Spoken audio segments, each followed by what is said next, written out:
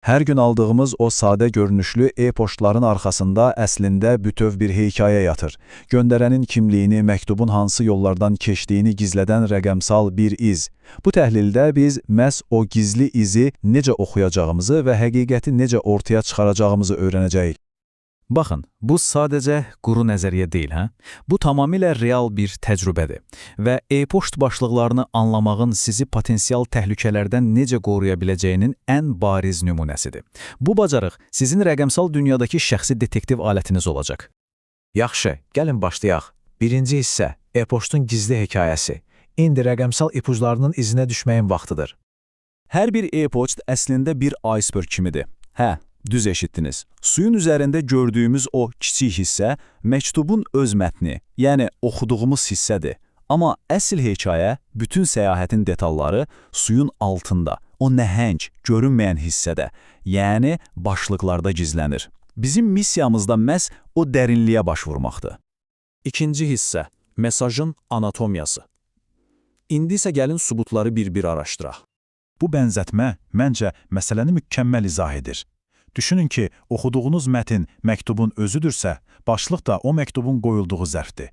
Adi bir zərfin üzərində göndərən, alıcı ünvanları, poçt möhürləri olur, elə deyilmi? E-poçt başlığı da eyni ilə bu məlumatları saxlayır, sadəcə rəqəmsal formada və bütün sirlər də məhz o zərfin üzərindədir. Və budur, bizim araşdırma obyektimiz. Bilirəm. İlk baxışda bu sadəcə qarışıq, anlaşılmaz bir kod yığını kimi görünür. Amma qətiyyən narahat olmayın. Addım-addım bu şifrəni birlikdə açacağıq və sonda hər şeyin əslində necə məntiqli düzüldüyünü görəcəksiniz. Üçüncü hissə, rəqəmsal barmaq izləri. Yaxşı, gəlin bu rəqəmsal barmaq izlərini bir-bir deşifrə etməyə başlayaq. Baxın, başlıqda kimdən, kimə, tarix kimi sahələr var. Bunlar ilk ipuclarıdır. Məsələn, User Agent bizə göndərənin hansı proqramdan istifadə etdiyini göstərir. Amma bilirsiniz necədir? Hər yaxşı detektiv bilir ki, ilk görünən şeyə aldanmaq olmaz. Bu ipucları bəzən aldadıcı ola bilər. Və gəldik həm vacib xəbərdarlığa, o kimdən hissəsi var ha, ona heç vaxt, amma heç vaxt 100% inanmayın. Spamerlər, kiberdəladozlar bu sahəni o qədər asanlıqla dəyişdirə bilərlər ki, əsl həqiqət isə daha dərinlərdə gizlənir. Dördüncü hissə, rəqəmsal izi izləmək. İndi isə gəlin işin əsl canına keçək. Həqiqəti ortaya çıxaracaq o əsas sübuta, yəni received başlıqlarına. Təsəvvür edin ki, e-poçtunuz dünyanı gəzən bir səyyahdır. Yol üstü dayandığı hər bir server onun rəqəmsal pasportuna bir möhür vurur. Bax, bu received başlıqları həmin o möhürlərdir. Hamısı birlikdə e-poçtun bütün səyahət xəritəsini cızır. Və bütün işin sirri məhz bu slayddadır. Əsas qayda budur. Yolu yuxarıdan aşağı yox, tam tərsinə, aşağıdan yuxarıya doğru izləyirik. Ən altdakı received başlığı məktubun yola çıxdığı ilk stansiyadır. Proses əslində çox sadədir. Baxın, ən aşağıdan başlayırsınız, bu göndərənin ilk serveridir. Sonra sanki nərdivanla pillə-pillə yuxarı qalxırsınız.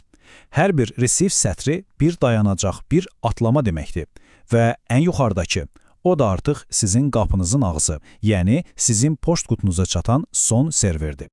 Beşinci hissə, saxtakarlıqlar və yanlış izlər. Əlbəttə ki, hər detektiv hekayəsində olduğu kimi, burada da bir amma var. Cinayətkarlar izlərini itirməyi sevirlər, elə deyilmi? Baxın, bu çox vacibdir. Spamerlər başlığa özlərindən saxta received sətirləri əlavə edib sizi çaşdırmağa çalışa bilərlər. Amma bir şeyi heç vaxt bacara bilməzlər.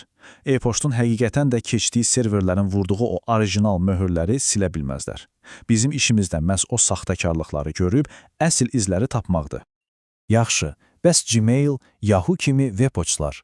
Yəqin ki, çoxunuzun ağlına bu sual gəldi. Əgər e-poçt birbaşa brauzerdən göndərilibsə, onda necə? Bu, hekayəmizə yeni, maraqlı bir qat əlavə edir.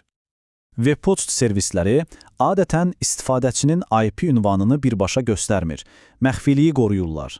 Onlar bunun əvəzinə X ilə başlayan xüsusi etiketlər, yəni X başlıqlar əlavə edirlər. Bizim axtardığımız ipucuda çox vaxt elə X originating IP kimi bir başlığın içində gizlənir. Bu cədvələ bir nəzər salaq. Görürsünüz, Yahoo və Hotmail çox vaxt göndərənin IP ünvanını X originating IP başlığında verir.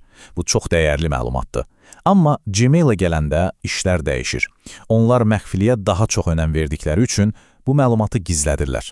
Yəni, Gmail-dən gələn şübhəli bir məktubun mənbəyini tapmaq demək olar ki, qeyri-mümkündür. 6-cı hissə. İş bağlandı. Beləliklə, işimiz demək olar ki, yekunlaşdı və indi əsl detektiv sizsiniz.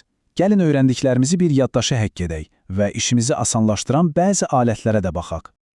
Bütün bunları əllə təhlil etmək sözsüz ki, super bir bacarıqdır. Amma razılaşaq ki, müasir detektivlərin də öz texnoloji laboratoriyası olur. Bu işi bizim üçün avtomatlaşdıran alətlər var. Baxın, bu da sizin rəqəmsal laboratoriyanız. MX Toolbox kimi onlayn alətlər var. O qarışıq başlığı sadəcə kopyalayıb bura yapışdırırsınız və salam. Saniyələr içində bütün marşrutu, hər bir dayanacağı sizin üçün aydın bir şəkildə çəkib qoyur qabağınıza. Yaxşı, gəlin detektiv dəstimizi bir də nəzərdən keçirək. Qayda 1, hər e-poçtun bir zərfi var, yəni başlığı. Qayda 2, kimdən sahəsinə kör-köranə inanmayın. Qayda 3, ən əsası, yolu həmişə aşağıdan yuxarıya izləyin. Və nəhayət, qayda 4, və poçtla işiniz varsa, X Originating IP başlığını axtarın. Artıq bu sirri bilirsiniz. İndi siz də bir rəqəmsal detektivsiniz. Elə isə bir sual. Görəsən, sizin öz poçt qutunuzda hansı gizli hekayələr yatır? Bəlkə də vaxtıdır ki, gedib bir araşdırasınız.